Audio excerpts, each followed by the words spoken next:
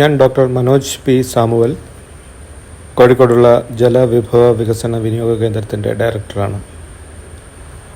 നമുക്കറിയാം, കാലാവസ്ഥ മാറുകയാണ്. കാലാവസ്ഥയിലുള്ള മാറ്റങ്ങൾ പ്രവചനങ്ങൾക്ക് അതീതമായി തന്നെയാണ് സംഭവിക്കുന്നത്. അതുകൊണ്ട് തന്നെ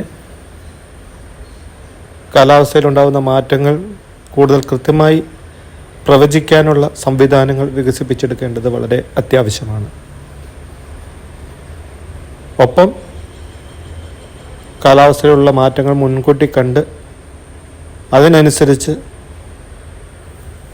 നമ്മുടെ ജീവിത രീതിയിലും കൃഷി രീതിയിലും വികസന പരിപ്രേക്ഷ്യത്തിലും വേണ്ട മാറ്റങ്ങൾ കൂടി വരുത്തേണ്ടതുണ്ട്.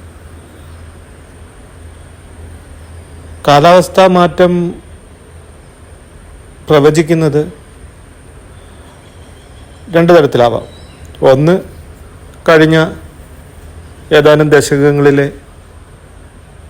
കാലാവസ്ഥയിലുണ്ടാകുന്ന മാറ്റം, പ്രത്യേകിച്ചും മഴയുടെ അളവിലും വിതരണക്രമത്തിലും താപനിലയിലും അന്തരീക്ഷ താപനിലയിലും ഒക്കെയുള്ള മാറ്റം പഠിച്ച് അതേത് രീതിയിൽ മാറുന്നു, അതിൻ്റെ ട്രെൻഡ് എങ്ങനെയാണെന്ന് മനസ്സിലാക്കി ഏതൊക്കെ സമയത്താണ് കൂടുന്നത്, അല്ലെങ്കിൽ എത്ര വർഷങ്ങൾ കഴിയുമ്പോഴാണ് വീണ്ടും ഒരു പ്രളയത്തിനുള്ള സാധ്യത ഉരുത്തിരിയുന്നത്, ആ രീതിയിൽ വിവര വിശകലനം നടത്തി അപഗ്രഥനം നടത്തി ഒരു തീരുമാനത്തിലേക്ക് എത്തുകയാണ്. പണ്ടുകാലങ്ങളിൽ ഈ രീതിയിലായിരുന്നു കാലാവസ്ഥ പ്രവചനം നടന്നുകൊണ്ടിരുന്നത്. ഒരു പ്രത്യേക ഒരു ഇൻ്റർവെൽ കഴിയുമ്പോൾ, ഒരു ഇടവേളയ്ക്ക് ശേഷം അതേപോലെ ശക്തമായ ഒരു മഴക്കാലമോ വെള്ളപ്പൊക്കമോ വരൾച്ചയോ ഒക്കെ വരാനുള്ളൊരു സാധ്യത ഉണ്ടാവും എന്നുള്ളൊരു പഠനമാണ് ഇതിൽ കൂടെ ഈ ഒരു വിവര വിശകലനത്തിലൂടെ നമുക്ക് മനസ്സിലായിട്ടുള്ളത്. പക്ഷേ ഈ അടുത്ത കാലത്ത് കാലാവസ്ഥ നമ്മൾ പ്രതീക്ഷിക്കുന്ന രീതിയിലല്ല മാറുന്നത്. ഓരോ വർഷവും കാലാവസ്ഥയിലുണ്ടാകുന്ന മാറ്റങ്ങൾ പ്രവചനാതീതമാണ്. അത് പ്രത്യേകിച്ച് മഴയുടെ വിതരണക്രമം, മഴയുടെ ആകെ അളവിൽ വ്യത്യാസമില്ലെങ്കിലും മഴയുടെ വിതരണക്രമം വലിയ രീതിയിലാണ് മാറുന്നത്. ഉദാഹരണത്തിന്, കഴിഞ്ഞ വർഷം ഓഗസ്റ്റ് മാസത്തിൽ നമുക്ക് മഴ കിട്ടിയേയില്ല. സെപ്റ്റംബറിലും മഴ കുറവായിരുന്നു. ഒരു വരൾച്ച ഉണ്ടാകുമെന്ന് നമ്മൾ ഭയപ്പെട്ടു. പക്ഷേ ഈ വർഷം നമുക്ക് ഓഗസ്റ്റ് മാസത്തിൽ ആദ്യമാണ് വലിയ മഴ വയനാട്ടിലും പരിസര പ്രദേശങ്ങളിലും കേരളത്തിലെ ഒട്ടുമിക്ക സ്ഥലങ്ങളിലും ഉണ്ടായത്. വയനാട്ടിൽ അതിഭീകരമായ ഉരുൾപൊട്ടലുണ്ടായത്. ഈ ഓഗസ്റ്റ് സെപ്റ്റംബർ മാസങ്ങളിൽ നമുക്ക് മോശമില്ലാത്ത മഴ കിട്ടുകയും ചെയ്തു. പറഞ്ഞു വന്നത്, ഓരോ വർഷവും ഓരോ രീതിയിലാണ് കാലാവസ്ഥ പ്രതികരിക്കുന്നത്. അതുകൊണ്ട് തന്നെ കാലാവസ്ഥയെക്കുറിച്ച്, കാലാവസ്ഥാ മാറ്റത്തെക്കുറിച്ച് കൂടുതൽ കൃത്യവും കണിശവുമായിട്ടുള്ള സൂക്ഷ്മതലത്തിലുള്ള അപഗ്രഥനവും വിവര വിശകലനവും മുന്നറിയിപ്പ് സംവിധാനങ്ങളും വികസിപ്പിച്ചെടുക്കേണ്ടതുണ്ട്. കാലാവസ്ഥാ മാറ്റം കൂടുതലായിട്ട്, പ്രത്യേകിച്ചും ഒരു 3-4 ദിവസങ്ങൾക്കുള്ളിൽ കാലാവസ്ഥ എങ്ങനെ മാറുമെന്ന് നമ്മൾ ഇപ്പോൾ പ്രവചിക്കുന്നത് പ്രധാനമായിട്ടും ഉപഗ്രഹ ചിത്രങ്ങളുടെ സഹായത്തോടു കൂടിയും മറ്റുമൊക്കെയാണ്. അപ്പോൾ നമുക്കറിയാം ഈ കാറ്റെങ്ങനെയാണ്, എവിടെ നിന്നാണ് വീശുന്നത്, എത്രത്തോളം മേഘാവൃതമാണ്. അതിനനുസരിച്ച് നമുക്കൊരു അൽഗോരിതം ഡെവലപ്പ് ചെയ്ത് ഏതൊക്കെ സ്ഥലങ്ങളിൽ മഴ കൂടുതൽ പെയ്യാൻ സാധ്യതയുണ്ട്. അപ്പോൾ അതിന് പല കാര്യങ്ങൾ ഉൾപ്പെടുത്തിയാണ് ഈ ഒരു പ്രവചന സംവിധാനത്തിലേക്ക് വരുന്നത്.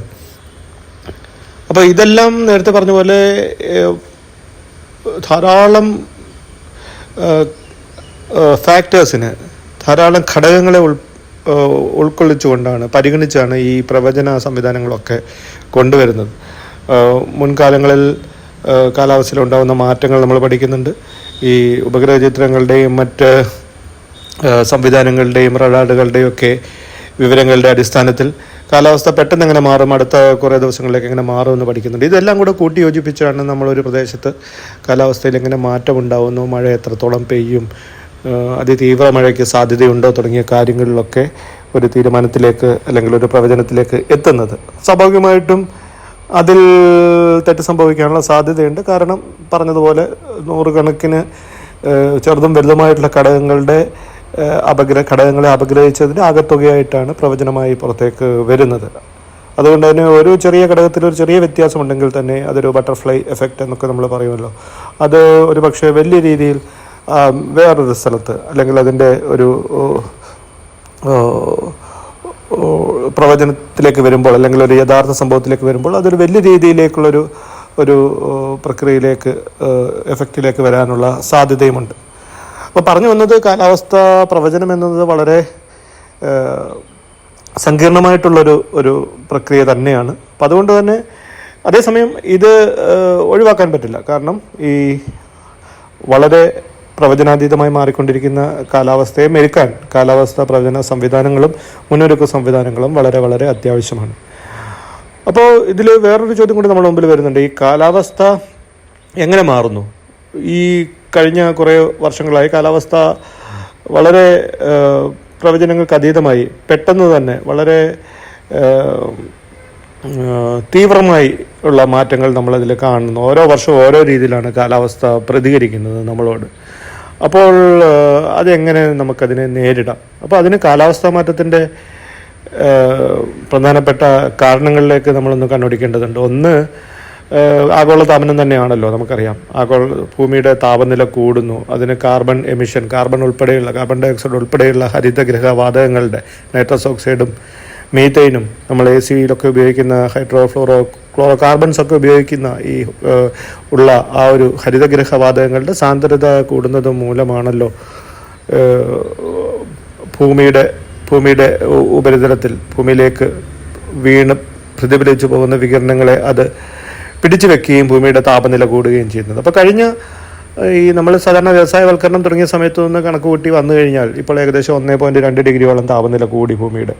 ഇപ്പോഴത്തെ കണക്കനുസരിച്ച് ഒരു ദശകത്തിൽ 0.18 ഡിഗ്രി കൂടുന്നുണ്ട്. അപ്പോൾ 2050 ആകുമ്പോഴത്തേക്ക് നമ്മൾ 1.5 ഡിഗ്രി താപനില ഭൂമിയുടെ കൂടിക്കഴിഞ്ഞ് കാണും. ഈ നൂറ്റാണ്ടിൻ്റെ അവസാനത്തേക്ക് ഒരുപക്ഷെ 2 ഡിഗ്രി വരെയൊക്കെ താപനില കൂടും.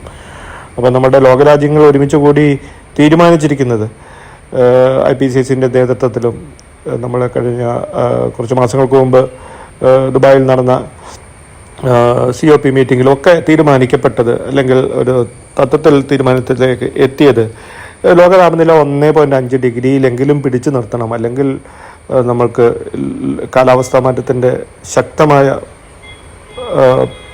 പ്രതിസന്ധിയെ നേരിടാൻ നമുക്ക് ഒരുപക്ഷെ സാധിക്കില്ല എന്നുള്ളതാണ്. അപ്പോൾ അതിനെന്ത് ചെയ്യാൻ പറ്റും എന്നുള്ള രീതിയിലുള്ള ചിന്തകളും കൂടെ ഉയർന്നു വരേണ്ടതുണ്ട്. അപ്പോൾ അവിടെ നമ്മൾ 2 രീതിയിലാണല്ലോ ആലോചിക്കുന്നത്. ഒന്ന്,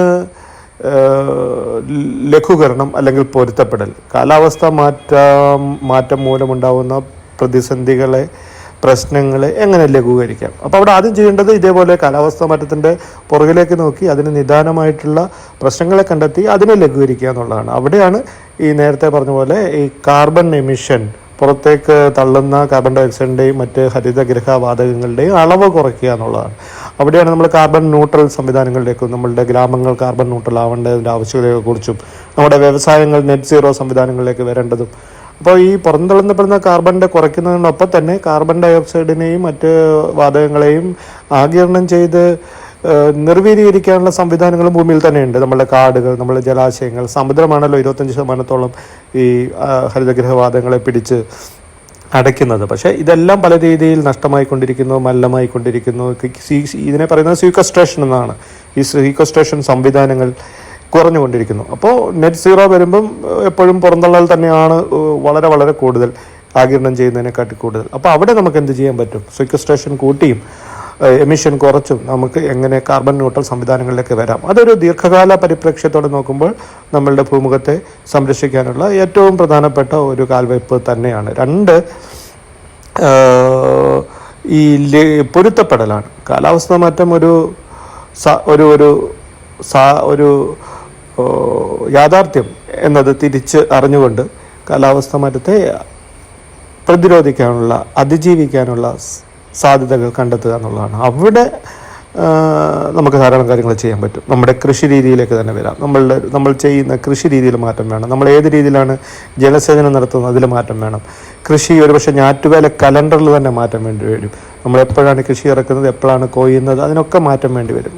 ഉദാഹരണത്തിന് നല്ല ചെടി പൂക്കുന്ന സമയത്ത്, ഒരു മാവ് പൂക്കുന്ന സമയത്താണ് മഴ വരുന്നതെങ്കിൽ ഒരുപക്ഷെ ആ വർഷത്തെ ഉൽപ്പാദനം മുഴുവൻ ഒരു പരിധിവരെ കുറയാനുള്ള സാധ്യതയുണ്ട്. അപ്പോൾ കാലാവസ്ഥാ മാറ്റത്തിൻ്റെ ഒരു പാറ്റേൺ പഠിച്ചുകൊണ്ട് അതിനനുസരിച്ച് കൃഷി രീതിയിലും കൃഷി ഇറക്കുന്ന സമയത്തിലും കൃഷി ഇറക്കുന്ന ഇനങ്ങൾ തിരഞ്ഞെടുക്കുന്നതിലൊക്കെ ശ്രദ്ധയും മാറ്റവും വേണം. രണ്ട് നമ്മൾ ജീവിത രീതി തന്നെയാണ്. നമ്മൾ ജീവിത രീതി മാറ്റണം. നമ്മൾ ഏത് രീതിയിലാണ് പരിസരത്തോട് പെരുമാറുന്നത്, നമ്മളുടെ മലിനവസ്തുക്കൾ വലിച്ചെറിയുന്നത്, നമ്മളുടെ ശാസ്ത്രീയ അടിത്തറയില്ലാത്ത വികസന പ്രവർത്തനങ്ങൾ നടത്തുന്നത്, മലയോര മേഖലയിലും മറ്റും പരിസ്ഥിതിക്ക് ആഘാതമുണ്ടാക്കുന്ന തരത്തിലുള്ള പ്രവർത്തനങ്ങൾ ചെയ്യുന്നത്, ഇതിലൊക്കെ നമുക്കൊരു തിരിച്ചറിവും പുനർവിചിന്തനവും വേണം. അപ്പം ഓരോ പ്രദേശത്തിനും അനുയോജ്യമായിട്ടുള്ള രീതിയിൽ കൃഷിയെയും ഭൂമിയെയും വെള്ളത്തെയും നിയന്ത്രിക്കാൻ നമുക്ക് കഴിയേണ്ടിയിരിക്കുന്നു. അതിൽ പ്രധാനപ്പെട്ടതാണ് ഭൂമി നമുക്കറിയാമല്ലോ. ഭൂമി നമുക്ക് ഏത് രീതിയിൽ ഉപയോഗിക്കാം എന്നുള്ളത് ഒരു മിഥ്യാധാരണയാണ്. ഭൂമി ഉപയോഗിക്കുന്നതിൽ നിയന്ത്രണം വേണം. ഭൂമി ഉപയോഗിക്കുന്നതിൽ കൃത്യത വേണം, ശ്രദ്ധ വേണം. നമുക്ക് സത്യം പറഞ്ഞാൽ ഒരു ഭൂവിനിയോഗ പ്ലാൻ വേണം. നമുക്ക് ലാൻഡ് യൂസ് കേപ്പബിലിറ്റി ക്ലാസിഫിക്കേഷൻ എന്ന് ഒരു തരത്തിലുള്ള ഒരു ഗൈഡ് ലൈൻസ്, ഒരു മാർഗരേഖ നമ്മുടെ മുമ്പിലുണ്ട്. ഓരോ പ്രദേശം ഭൂമിയും അതിൻ്റെ ചരിവ്, അവിടെ മണ്ണിൻ്റെ ഘടന തുടങ്ങിയൊക്കെ, അവിടുത്തെ മഴയുടെ അളവ് തുടങ്ങിയൊക്കെ കണക്കിലെടുത്ത് ഏതൊക്കെ രീതിയിൽ ഉപയോഗിക്കാൻ സാധിക്കും എന്നത് നമ്മൾ തീരുമാനിക്കേണ്ടതുണ്ട്. ചില പ്രദേശങ്ങൾ കൃഷിക്ക് ഉപയുക്തമാക്കാം. കൃഷി തന്നെ ഏത് കൃഷി അവിടെ ചെയ്യണം. ചില സ്ഥലങ്ങളിൽ നമുക്ക് തോട്ടവിളകൾ കൃഷി ചെയ്യാം. ചില സ്ഥലങ്ങളിൽ നമുക്കവിടെ പുല്ല് മാത്രമേ വളർത്താൻ സാധിക്കുള്ളൂ. ചില സ്ഥലങ്ങളിൽ ഒന്നും ചെയ്യാൻ പാടില്ല. ചില സ്ഥലങ്ങളിൽ നമുക്കൊരു പക്ഷേ ഫോഡർ കൾട്ടിവേറ്റ് ചെയ്യാൻ സാധിച്ചു എന്ന് വരും. അപ്പോൾ നമ്മൾ ഓരോ പ്രദേശത്തും എന്ത് കൃഷി ചെയ്യണം, മണ്ണിലൊക്കെയുള്ള കൃഷികൾ ചില സ്ഥലങ്ങളിൽ തീരെ പാടില്ല. അപ്പം അതുമല്ല, കൃഷി ചെയ്യുമ്പോൾ തന്നെ ഏത് രീതിയിൽ ചെയ്യണം, കോണ്ടൂർ അടിസ്ഥാനത്തിൽ ചെയ്യണം, അല്ലെങ്കിൽ തട്ടുതട്ടായി തിരിച്ചിട്ട് റേസ് അടിസ്ഥാനത്തിൽ ചെയ്യണം, ഏത് തരത്തിലുള്ള മണ്ണ് ജല സംരക്ഷണ പ്രവർത്തനങ്ങളും നിർമ്മിതികളുമാണ് വേണ്ടത് തുടങ്ങിയ കാര്യങ്ങളിലൊക്കെ കൃത്യമായിട്ടുള്ള തിരിച്ചറിവും അതിനനുസരിച്ചിട്ടുള്ള ഇടപെടൽ പ്രവർത്തനങ്ങളും വേണ്ടതാണ്. അപ്പം ഭൂമിയെ ഏത് രീതിയിൽ നമ്മൾ ഉപയോഗിക്കും എന്നുള്ളത് വളരെ പ്രധാനപ്പെട്ടതാണ്.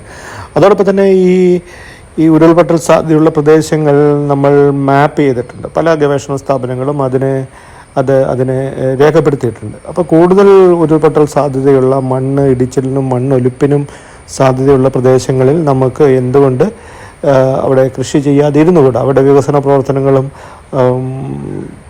മറ്റു നിർമ്മിതികളും സ്ഥാപിച്ചുകൂടാ എന്നുള്ളത് ഒരു തിരിച്ചറിവും കൂടി അത്യാവശ്യമാണ്. അവിടെ എന്ത് ചെയ്യാം, എന്ത് ചെയ്യരുത് എന്നുള്ളൊരു ഡൂസ് ആൻഡ് ഡോൺസ്, അല്ലെങ്കിൽ ഒരു സ്റ്റാൻഡേർഡ് ഓപ്പറേറ്റിംഗ് പ്രൊസീജിയർ അല്ലെങ്കിൽ ഒരു പാക്കേജ് ഓഫ് പ്രാക്ടീസസ് നമുക്ക് ഓരോ പ്രദേശത്തിൻ്റെ ചരിവിനും അവിടുത്തെ പ്രത്യേകതയ്ക്കും അനുസരിച്ച് നമ്മൾ രൂപീകരിക്കേണ്ടിയിരിക്കുന്നു. അത് പ്രത്യേകിച്ചും സൂക്ഷ്മതലത്തിൽ തന്നെ, നമ്മുടെ പഞ്ചായത്ത് തലത്തിൽ തന്നെ ഉണ്ടാക്കി അവിടെയുള്ള ഓരോ പ്രവർത്തനങ്ങൾ മുന്നോട്ട് കൊണ്ടുപോകുമ്പോഴും അതിനനുസരിച്ച് ഒത്തുനോക്കി മാത്രമേ അതിനുള്ളൊരു അനുമതി നൽകാവുള്ളൂ എന്നുള്ളതാണ് ഏറ്റവും അഭികാമ്യം. അപ്പം ഇതോടൊപ്പം ചേർത്ത് വായിക്കുന്ന മറ്റൊന്നാണ് വെള്ളം. ഓരോ പ്രദേശത്തും ലഭ്യമായിട്ടുള്ള വെള്ളവും അവിടെ ആവശ്യമുള്ള വെള്ളവും തമ്മിൽ താരതമ്യപ്പെടുത്തി തയ്യാറാക്കുന്ന വാട്ടർ ബഡ്ജറ്റുകൾ കേരളത്തിലെ ഏകദേശം 40% പഞ്ചായത്തുകളിൽ തയ്യാറായി കഴിഞ്ഞിരിക്കുകയാണ്. ബാക്കി പഞ്ചായത്തുകളിലും ഒരു വർഷത്തിനുള്ളിൽ തയ്യാറാകും. അപ്പോൾ ഓരോ സീസണിലും പ്രത്യേകിച്ച് നമ്മളൊരു മാസത്തെ 3 ഘട്ടങ്ങളാക്കി മാറ്റിയിട്ടാണ് വാട്ടർ ബഡ്ജറ്റ് തയ്യാറാക്കുന്നത്. അപ്പോൾ മഴയായും പുഴയായും ഭൂജലമായും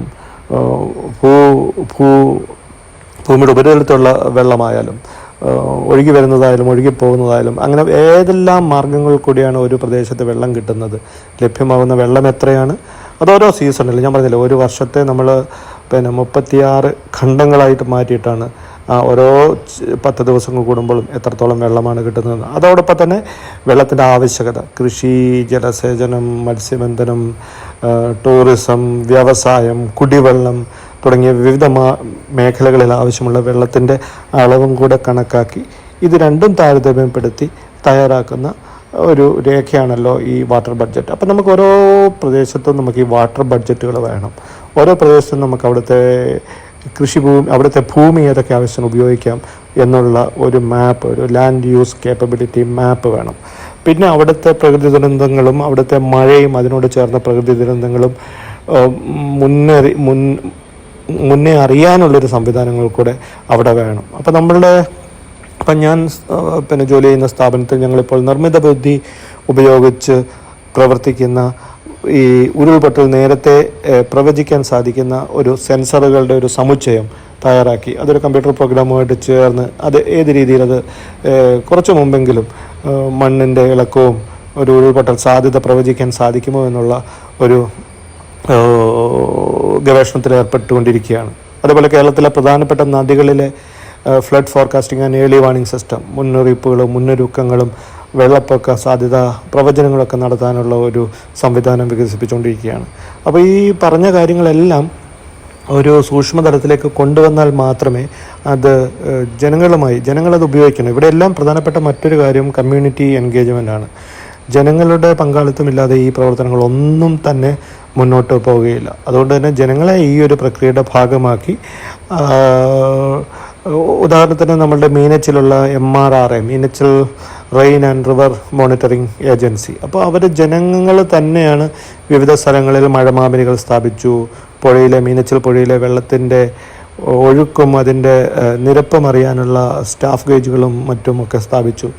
അപ്പോൾ ഈ വിവരങ്ങളെല്ലാം കൃത്യസമയത്ത് തന്നെ, അതത് സമയത്ത് തന്നെ, റിയൽ ടൈമിൽ തന്നെ അത് ഒരു സ്ഥലത്തേക്ക് ക്രോഡീകരിച്ച് അതിനെ വിശകലനം ചെയ്ത് പെട്ടെന്നുള്ള അതിൻ്റെ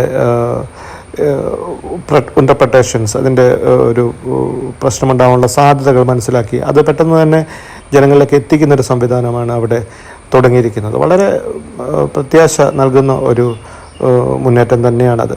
അപ്പോൾ ഇതിൻ്റെ ഒരു ഗുണം എന്ന് വെച്ച് കഴിഞ്ഞാൽ, കിഴക്ക് ഭാഗത്ത് പെട്ടെന്ന് മഴ വന്നു കഴിഞ്ഞാൽ പെട്ടെന്ന് അവിടെയുള്ള മഴപമ്പിൽ നിന്നുള്ള വിവരങ്ങൾ സെർവറിലേക്ക് വരികയും അത് അപഗ്രഹിച്ച് ഒരുപക്ഷെ പാലായിലേക്കോ താഴേക്കോ പെട്ടെന്ന് വെള്ളപ്പൊക്കം ഉണ്ടാകാനുള്ള സാധ്യതയുണ്ട്, അത്ര മഴ പെയ്തിട്ടുണ്ട്, അവിടെ പുഴയിൽ വെള്ളം ഉയരുന്നുണ്ട്, ആ വിവരങ്ങൾ അനുസരിച്ച് നമുക്ക് പെട്ടെന്നൊരു മുന്നറിയിപ്പ് കൊടുക്കാൻ സാധിക്കും. അതേപോലെ കേരളത്തിലെ എല്ലാ നദികളിലും ഇതേപോലെയുള്ള ജനകീയ പ്രവർത്തനങ്ങളിൽ അധിഷ്ഠിതമായിട്ടുള്ള സംവിധാനങ്ങൾ വരണം. അത് പുഴയെ ആസ്പദമാക്കിയിട്ടുള്ള വെള്ളപ്പൊക്ക മുന്നൊരുക്ക സംവിധാനങ്ങൾ ആയിക്കോട്ടെ, അല്ലെങ്കിൽ ഇത് നേരത്തെ പറഞ്ഞ പോലെ ഉരുൾപൊട്ടലിനെ പ്രവചിക്കാനുള്ള സംവിധാനങ്ങളായിക്കോട്ടെ, അല്ലെങ്കിൽ കുറച്ചും കൂടെ പെട്ടെന്നൊരു പ്രതിസന്ധി ഇല്ലെങ്കിലും വരൾച്ചയെ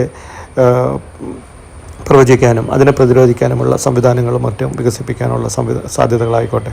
അപ്പോൾ ഈ രീതിയിലുള്ള ഒരു കൂട്ടായ ഒരു മുന്നേറ്റം വേണ്ടതാണ്. നമ്മളിപ്പോൾ ഒരു ഉരുൾപൊട്ടൽ അല്ലെങ്കിൽ വെള്ളപ്പൊക്കം മുതൽ തുടങ്ങിയ ഒരു പ്രകൃതി ദുരന്തത്തെക്കുറിച്ച് ആലോചിക്കുമ്പോൾ 4 മേഖലകളാണല്ലോ നമ്മൾ പ്രാധാന്യം കൊടുക്കേണ്ടത്. ഒന്ന് അതിൻ്റെ മിറ്റിഗേഷനാണ്. ഇതേപോലെയുള്ള സംഭവങ്ങൾ ഭാവിയിൽ ഉണ്ടാകാതിരിക്കാൻ നമുക്ക് എന്ത് ചെയ്യാൻ പറ്റും, കാലാവസ്ഥാ മാറ്റത്തെ എങ്ങനെ നമുക്ക് പിടിച്ചു കെട്ടാൻ പറ്റും, എങ്ങനെ നമുക്ക് നിയന്ത്രിക്കാൻ പറ്റും. അവിടെയാണ് നമ്മൾ ഈ മിറ്റിഗേഷൻ, ഞാൻ നേരത്തെ പറഞ്ഞ പോലെ കാർബൺ ന്യൂട്രൽ എമിഷൻ കുറയ്ക്കുന്ന മുതൽ തുടങ്ങിയ പല സംവിധാനങ്ങളിലും നമ്മൾ ആലോചിക്കേണ്ടതുണ്ട്. പിന്നെ ഒപ്പം തന്നെ ഇതേപോലുള്ള മുന്നൊരുക്ക പ്രവചന സംവിധാനങ്ങളൊക്കെ വികസിപ്പിച്ച് എടുക്കേണ്ടതുണ്ട്. രണ്ടാമത്തേത് പ്രിപ്പയർനെസ് ആണ്. ഒരു വലിയ ഒരു മഴയ്ക്ക് മുമ്പ് നമ്മൾ പെട്ടെന്ന് എന്തൊക്കെ ചെയ്യാൻ പറ്റും. പെട്ടെന്നല്ല, നമുക്കൊരു കുറച്ചൊരു സമയം അവിടെ കിട്ടുന്നുണ്ടല്ലോ. നമുക്കറിയാം ഒരു വലിയ മൺസൂൺ സമയം വരികയാണ്. അതിനു മുമ്പ് നമുക്ക് പെട്ടെന്ന് ഏതൊക്കെ സ്ഥലത്ത് പ്രശ്നങ്ങളുണ്ട്, ഏതൊക്കെ സ്ഥലമാണ് ദുർബലം, അവിടെയുള്ള ആൾക്കാരെ ഒഴിപ്പിക്കാനും അവിടെയുള്ള ആൾക്കാർക്ക് മുന്നറിയിപ്പ് കൊടുക്കാനും കൂടുതൽ പ്രശ്നബാധിതമായിട്ടുള്ള സ്ഥലങ്ങളിൽ നിരീക്ഷണ സംവിധാനം വളരെ കൃത്യമായി ഏർപ്പെടുത്താനും രാത്രി പോലും തുടർച്ചയായിട്ടുള്ള നിരീക്ഷണങ്ങളും ആ നിരീക്ഷണത്തിൻ്റെ ഫലമായിട്ട് വരുന്ന വിവരങ്ങൾ അതത് സമയത്ത് തന്നെ ഞങ്ങളിലേക്ക് എത്തിക്കാനും, അങ്ങനെ ഒരു പ്രതിസന്ധി ഉണ്ടായാൽ പെട്ടെന്ന് അവരെ അവിടെ നിന്ന് ഇവാക്യുവേറ്റ് ചെയ്യാനുമുള്ള സംവിധാനങ്ങളൊക്കെ വേണ്ടതുണ്ട്. പിന്നെ ആ പ്രിപ്പയർനെസ് വളരെ വളരെ വളരെ പ്രധാനപ്പെട്ടതാണ്. ആ ഒരു പ്രശ്നമുണ്ടാവാൻ നമുക്കറിയാവുന്ന ആ ഒരു 3-4 മാസം, ജൂൺ, ജൂലൈ, ഓഗസ്റ്റ്, സെപ്റ്റംബർ തുടങ്ങിയ മാസങ്ങളിലാണ് നമുക്ക് ഏറ്റവും കൂടുതൽ മഴ കിട്ടുന്നത്. അപ്പോൾ ആ മാസങ്ങളിലൊക്കെ സവിശേഷ ശ്രദ്ധ വേണ്ട പ്രദേശങ്ങൾ എന്തൊക്കെയാണ്, വെള്ളപ്പൊക്കത്തിൻ്റെ പശ്ചാത്തലത്തിലായാലും ഉരുൾപൊട്ടലത്തിൻ്റെ പശ്ചാത്തലത്തിലായാലും. പിന്നെ ഓഫ് കോഴ്സ് നമുക്ക് വേനലിൻ്റെ പ്രശ്നങ്ങൾ അടുത്ത മാസങ്ങളിലൊക്കെ വരികയാണെങ്കിൽ അത് നേരത്തെ കണ്ടറിയുവാനും അതിനുള്ള മുന്നൊരുക്കങ്ങളും ഒക്കെ നടത്തുവാനും. പക്ഷേ ഇത് നേരത്തെ പറഞ്ഞ പോലെ നമ്മുടെ ജീവനെ പെട്ടെന്ന് ബാധിക്കുന്നൊരു പ്രശ്നമല്ല, സ്വത്തിനെ ബാധിക്കുമെങ്കിലും പെട്ടെന്ന് നമ്മുടെ ജീവനും സ്വത്തും ഒരുമിച്ച് ഒറ്റയടിക്ക് ഇല്ലാതാക്കുന്ന ഒരു വലിയ പ്രതിസന്ധിയായിട്ട് വരൾച്ച വരുന്നില്ലല്ലോ. ഇപ്പം ഞാൻ പറഞ്ഞു, ഒന്നാമത്തത് അതിൻ്റെ മിറ്റിഗേഷനാണ്, 2 പ്രിപ്പയർനെസ്സാണ്, 3ാമത് റെസ്പോൺസ്. പെട്ടെന്ന് ഇങ്ങനെ ഒരു പ്രതിസന്ധി, വലിയൊരു ദുരന്തം സംഭവിക്കുമ്പോൾ നമ്മൾ പകച്ചു നിൽക്കാതെ അതിനോട് നമ്മളെങ്ങനെ പ്രതികരിക്കുന്നു, പെട്ടെന്ന് അവിടെ എന്ത് ചെയ്യാൻ പറ്റും, പെട്ടെന്ന് ഒരു ഗ്രാമം മുഴുവൻ ഇല്ലാതാകുമ്പോൾ നമുക്ക് എങ്ങനെ അതിനോട് പ്രതികരിക്കാം, അവിടെ പെട്ടെന്ന് പോയി റിലീഫ് ദുരന്ത നിവാരണ പ്രവർത്തനങ്ങൾ എങ്ങനെ ചെയ്യാം, അവർക്ക് ആവശ്യമുള്ള കുടിവെള്ളം ഉൾപ്പെടെയുള്ള സംവിധാനങ്ങൾ നമുക്ക് എങ്ങനെ ഏർപ്പാട് ചെയ്യാം, ജനങ്ങളുടെ ജീവനും സ്വത്തിനും എത്രത്തോളം സംരക്ഷണവും ഒരുക്കാൻ സാധിക്കും. അതൊക്കെയാണ് 3ാമത്തെ ഭാഗം. ഏറ്റവും അവസാനം ഇപ്പം നമ്മൾ ചെയ്യുന്നത് റീബിൽഡ്. എല്ലാം സംഭവിച്ചു, ദുരന്തം മാറി, പക്ഷേ നമ്മൾ വീണ്ടും സമൂഹത്തിൻ്റെ മുൻനിരയിലേക്ക് ദുരന്തബാധിതരായിട്ടുള്ള ആൾക്കാരെ കൊണ്ടുവരേണ്ടതുണ്ട്. ആ പ്രദേശത്തെ പുനരുദ്ധരിക്കേണ്ടതുണ്ട്. ആ പ്രദേശത്തെ വീണ്ടും ഒരു ജീവസുറ്റ ഒരു ആവാസ വ്യവസ്ഥയായിട്ട് മാറ്റേണ്ടതുണ്ട്. നഷ്ടപ്പെട്ടു പോയ ജീവനും പുഞ്ചിരിയും അങ്ങോട്ട് കൊണ്ടുവരേണ്ടതുണ്ട്. അപ്പോൾ അവിടെയാണ് നമ്മൾ റീബിൽഡ് എന്ന് പറയുന്നത്, ബിൽഡ് ബാക്ക് ബെറ്റർ. നല്ല രീതിയിൽ നമുക്ക് എങ്ങനെ തിരിച്ച് നിർമ്മിക്കാൻ സാധിക്കുമെന്നുള്ളൊരു ചോദ്യം നമ്മളുടെ മുമ്പിലുണ്ട്. അപ്പോൾ ഇതെല്ലാം നടക്കണമെങ്കിൽ നേരത്തെ പറഞ്ഞ പോലെ ശാസ്ത്രജ്ഞരുടെയും പൊതുജനങ്ങളുടെയും വികസന വകുപ്പുകളിലെ ഉദ്യോഗസ്ഥരുടെയും കൂട്ടായിട്ടുള്ള പ്രവർത്തനങ്ങളും ആവശ്യമാണ്. കൂടെ ഒപ്പം സന്നദ്ധ സംഘടനാ പ്രവർത്തകരുടെയും നമ്മളുടെ പരിസ്ഥിതി സംഘടനാ പ്രവർത്തകരുടെയും ഒക്കെ ഒറ്റയ്ക്കൊട്ടില്ല അങ്ങോട്ടും ഇങ്ങോട്ടും വിമർശിക്കുന്നത് എന്ന് ഉപരിയായി ഒറ്റയ്ക്കൊട്ടുള്ള സഹകരിക്കാനുള്ള സാധ്യതകളും സംവിധാനങ്ങളും കണ്ടെത്തി എങ്ങനെ നമുക്ക് വിവരങ്ങൾ കൈമാറ്റം ചെയ്ത് നല്ല രീതിയിൽ ഇതേപോലെയുള്ള ദുരന്ത നിവാരണ പ്രവർത്തനങ്ങൾ മുന്നോട്ട് കൊണ്ടുപോകാൻ സാധിക്കും. കാലാവസ്ഥാ മാറ്റത്തെ പിടിച്ചു കെട്ടാനുള്ള, അതിനെ കൂടുതൽ കൃത്യമായിട്ടൊരു രീതിയിൽ അതിനെ നേരിടാനുള്ള സംവിധാനങ്ങൾ വികസിപ്പിച്ചെടുക്കാൻ നമുക്ക് എങ്ങനെ സാധിക്കുമെന്നുള്ളൊരു തിരിച്ചറിവും കൂടെ വികസിപ്പിക്കേണ്ടതിലാണ് നമ്മളുടെ ജനതയുടെ വിജയം. Thank you very much.